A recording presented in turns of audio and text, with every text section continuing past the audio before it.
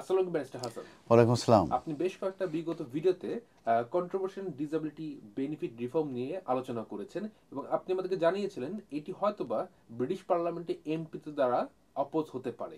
এ সম্পর্কে আপনার কাছে কোনো তথ্য আছে কিনা? এ ব্যাপারে যে তথ্যটা আছে সেটা হচ্ছে ওয়ার্ক অ্যান্ড পেনশন সেক্রেটারি উনি এমপিদেরকে বলেছেন যে কন্ট্রোভার্সিয়াল ডিসেবিলিটি বেনিফিট রিফর্মস এটা মূলত গোহেড হবে এই নেক্সট ইয়ারে।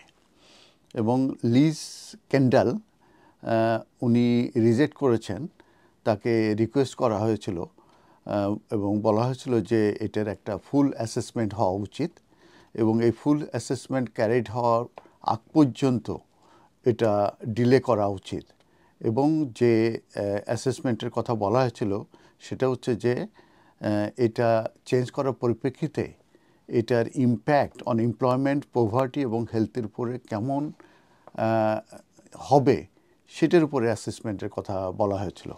কিন্তু গভর্নমেন্ট থেকে এমপিদেরকে বলা হয়েছে যে এই কন্ট্রোভার্সিয়াল যে রিফর্মস টু ডিসেবিলিটি বেনিফিটসে এটা এই মাসেই শেষের দিকে এটা পার্লামেন্টে ইন্ট্রোডিউস করা হবে।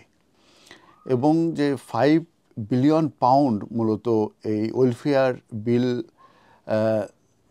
থেকে তারা সেভ করতে চাচ্ছে এবং সেক্ষেত্রে তারা পার্সোনাল ইন্ডিপেন্ডেন্ট পেমেন্ট যারা পেয়ে থাকে তাদেরকে রেস্ট্রিকশন করার ভিতর দিয়ে কিন্তু তারা এই 5 বিলিয়ন পাউন্ড তারা সেভ করতে চাচ্ছে। এবং যে ইউনিভার্সাল ক্রেডিট যারা পায় তাদের কিন্তু হেলথের কারণে একটা টপ আপ একটা অ্যামাউন্ট পায়, সেটা থেকেও তারা সেভ করতে চাচ্ছে। তো চ্যারিটি অর্গানাইজেশনগুলো এটাকে অ্যাকসেপ্ট করছে না এবং তারা বলছে যে এই যে চেঞ্জ করা হচ্ছে এটা অ্যাফেক্ট করবে ভালনারেবল পিপুলদের এবং এটাকে ক্যাটাস্ট্রফিক চেঞ্জ হিসাবে তারা আখ্যায়িত করছে। The chair of the Commons work and pension committee তারা লিখেছিল সেক্রেটারি অফ স্টেটের কাছে, লিজ ক্যান্ডেলের কাছে লাস্ট মান্থে, এবং তারা একই কথা বলেছিল যে এটা ডিলে করা উচিত কারণ একটি ফুল অ্যাসেসমেন্ট হওয়া উচিত চেঞ্জ হওয়ার আগে, বিশেষ করে যে এটার ইম্প্যাক্ট কেমন হবে অন এমপ্লয়মেন্ট, পভার্টি অ্যান্ড হেলথের উপরে। তো এই কিন্তু মিস ক্যান্ডেল উনি রিটার্ন ব্যাক করেছেন এবং এটা ওপেন লেটার উনি মূলত পাবলিশ করেছেন পাবলিকলি এবং উনি এটা রিজেক্ট করে বলেছেন যে এই আইডিয়াটা সঠিক না। মূলত এটা নভেম্বরের ভিতরেই এই বিলটা পার্লামেন্ট থেকে অ্যাপ্রুভালের প্রয়োজন রয়ে গেছে, যেহেতু এই যে কন্ট্রোভার্সিয়াল ডিসেবিলিটি বেনিফিট রিফর্ম এটা ইফেক্টিভ হবে ফ্রম 2026 থেকে।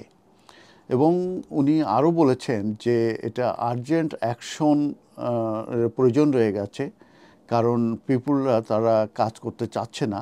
এবং উনি বলেছেন যে 8 জনের ভিতরে একজন তারা যারা এডুকেশনে নাই, এমপ্লয়মেন্টে নাই এবং ট্রেনিংয়ে নাই, এবং নিয়ারলি 2.8 মিলিয়ন পিপুল যারা out of work due to long term sickness. এবং এই spending on health and disability benefits যেটা অ্যাডিশনাল এটার এক্সপেন্ডিচার বাড়তে যাচ্ছে সেটা হচ্ছে 18 বিলিয়ন পাউন্ড।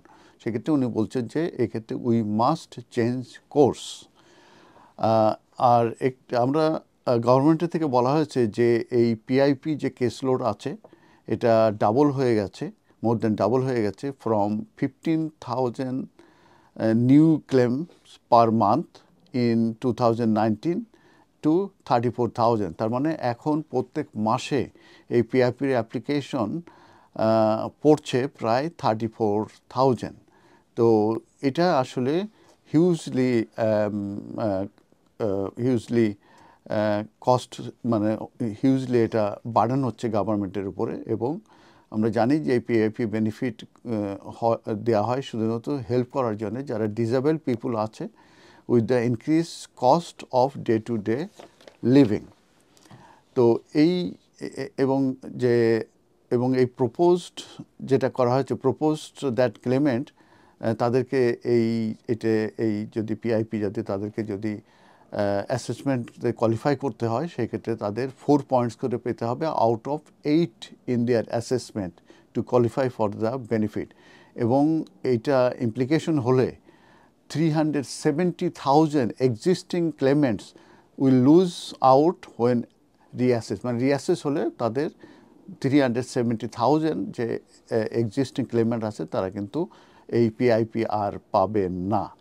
তো এটাকে লিজ ক্যান্ডেল উনি পারভার্স ইনসেন্টিভ বলে ক্লেম করেছেন এবং উনি যে হেলথ টপ আপ করা হয় যেটা ইউনিভার্সাল ক্রেডিটের উপরে সেটা ফ্রিজিং করতে চাচ্ছেন 97 পাউন্ড যেটা পার উইকে দেওয়া হতো ফর এক্সিস্টিং ক্লেমেন্টদের জন্য, এবং যারা নিউ ক্লেমেন্টদের জন্য 50 পাউন্ড এ উইক নিউ ক্লেমেন্টদের জন্য।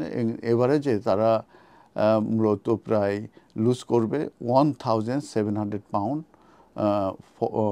এ ইয়ার।